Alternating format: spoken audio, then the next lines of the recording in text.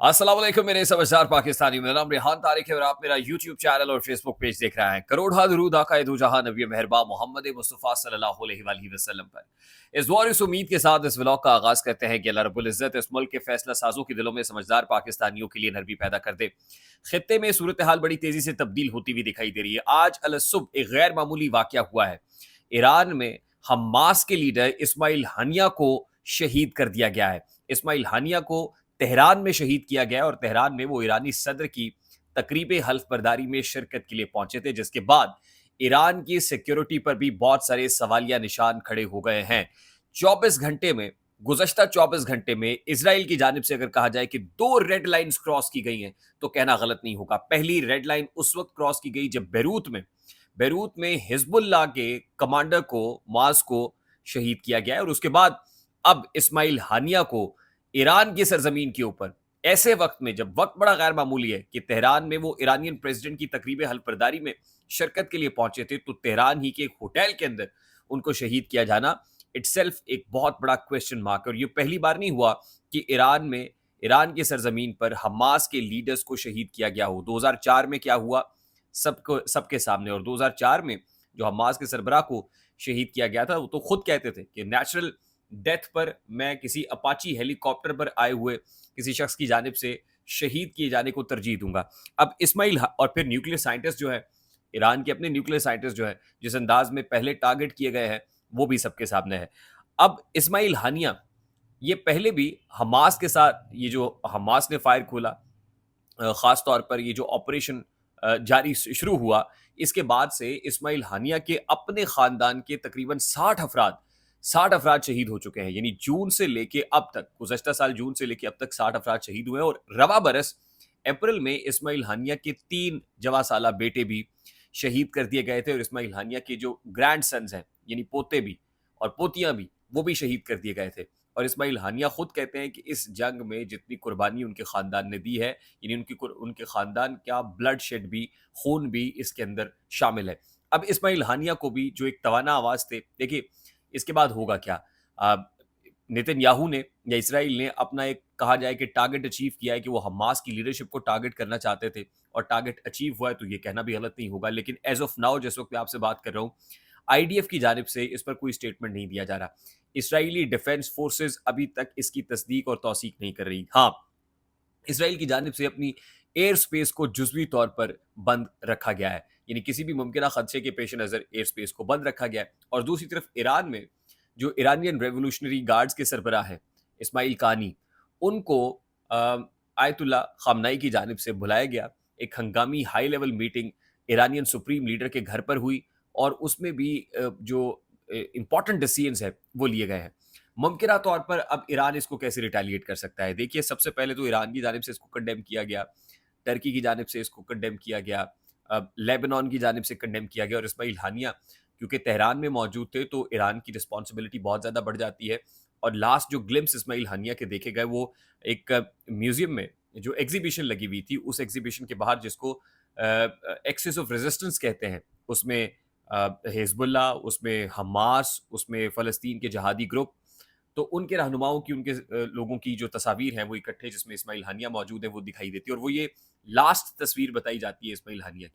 उससे पहले उनकी एक नमाज जुमा की इमामत करते हुए की वीडियो इस वक्त सोशल मीडिया पर वायरल हो रही है, और उसके बाद उनको पब्लिकली नहीं देखा गया।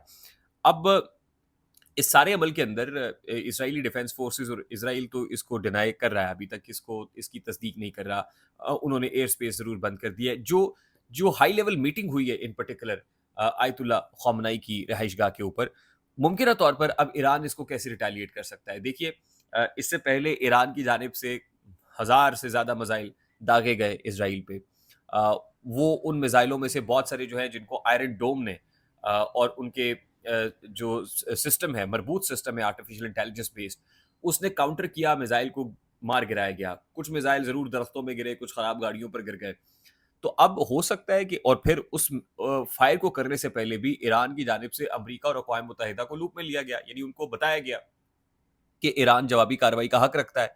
अब उसके बाद भी ईरान क्या करेगा? ईरान यही कर सकता है ना कि उसके बाद फिर अमेरिका और अक़वाम मुत्तहिदा को बताए कि हमारी सरजमीन पर ब्रीच हुई है, यहाँ पर हमास की लीडरशिप, एक हाई लेवल लीडर को हमारी सरजमीन के ऊपर जो है वो मारा गया है।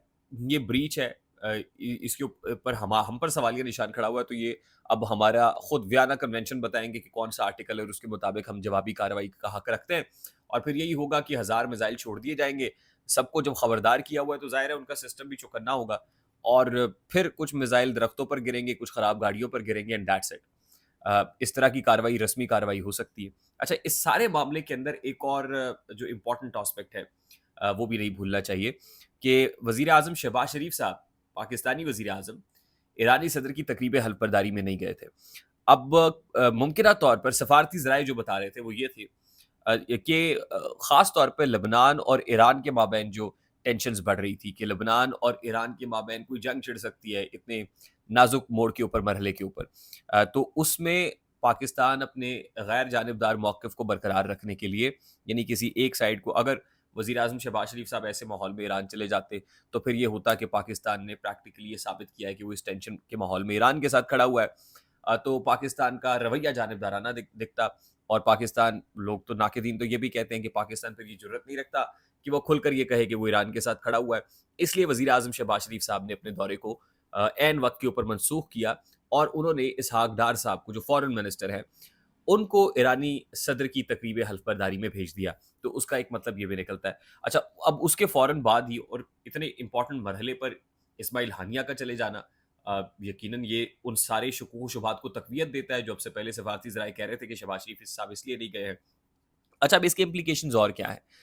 2 रियासती हल की बात की जाती है कि जो फ़लस्तीन का मामला है, 2 रियासती हल के ज़रिए से हल होना चाहिए। और जो इस्माइल हानिया है, वो हमास की जानिब से जो मुज़ाकराती टीम है, उसके एक इम्पोर्टेंट रुकन थे। अब उनके चले जाने से ये भी कहा जा रहा है कि 2 रियासती हल, इसका मामला तो अमेरिका भी या इज़राइल भी या जो अक़वाम मुत्तहिदा है या आलमी ताकत है, वो तो भूल जाएँ। अब 2 रियासती हल नामुमकिन दिखाई देता है क्योंकि इस्माइल हानिया वो एक मॉडरेट वॉइस थी, रिप्रेजेंटेशन थी हमास की, जो वहाँ पर उनके साथ जो दीगर पावर्स हैं, उनके साथ कम्युनिकेट कर सकती थी, मुज़ाकरात नेगोशिएट कर सकती थी, मामलात को बेहतर कर सकती थी। लेकिन क्योंकि इस्माइल हानिया जैसी तवाना आवाज़ नहीं रही और मुज़ाकरात के अंदर वो मौजूद नहीं है, तो दूसरी तरफ जो है, वो ग्रुप ऐसा है जो बिलीव करता है कि यूज़ ऑफ पावर होना चाहिए। तो आप प्रैक्टिकली इस्माइल हानिया की शहादत से जो 2 रियासती हल का मामला है, उसको भूल जाइए। एक सवाल और भी उठता है कि ये जो कुछ हुआ है, क्या इस पे अमेरिका भी ऑन बोर्ड था? क्या अमेरिका ने भी इज़राइल के साथ मिलके ये कराया है? तो अमेरिका तो चाहता है कि डी-एस्केलेशन हो। वो नहीं चाहता कि मामलात, यानी दिखाया तो यही जाता है। फिर क्या इज़राइल ने तने-तन्हा ये काम किया है? बहुत सारे क्वेश्चंस हैं जिसका आने वाले जो चंद घंटों के अंदर जवाब जो है बहुत ज़रूरी होगा और फिर ये देखना होगा कि अब कैसे, क्योंकि सारे जो दीगर इस्लामी ममालिक हैं, वो इसको कंडेम तो कर रहे हैं, लेकिन अब रिएक्शन क्या होता है या in response to this Iran क्या करता है, ये देखना बड़ा अहम होगा। आई होप मेरी बात आप तक पहुँची होगी। अगर पहुँच जाए तो वीडियो को लाइक और शेयर करना मत भूलिएगा। चैनल पे नए हैं तो चैनल को सब्सक्राइब कर लीजिएगा। बेल आइकन ज़रूर दबाइएगा। मुझे रेहान तारिक को इजाज़त दीजिए। अपना बहुत सारा ख्याल रखिएगा। अस्सलाम वालेकुम।